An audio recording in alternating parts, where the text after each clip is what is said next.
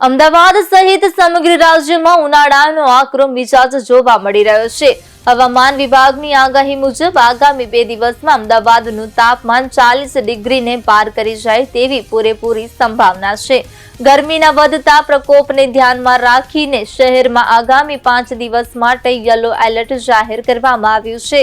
ગઈકાલે Ahmedabad 43.2 degree Celsius તાપમાન સાથે રાજ્યનું સૌથી ગરમ શહેર નોંધાયું હતું.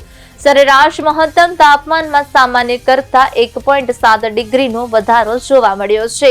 હવામાન વિભાગના આંકડા મુજબ 10 મે સુધી તાપમાન 43 ડિગ્રીની આસપાસ રહેશે.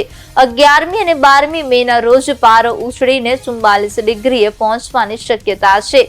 જોકે હવામાન નિષ્ણાંતોના મતે વાસ્તવિક તાપમાન 44 થી 45 ડિગ્રી સુધી પણ જઈ શકે છે, જે નાગરિકો માટે મુશ્કેલી સર્જી શકે છે. માત્ર અમદાવાદ જ નહીં, પરંતુ રાજ્યના અન્ય 7 મુખ્ય શહેરોમાં પણ તાપમાન 40 ડિગ્રીથી વધુ નોંધાયું છે.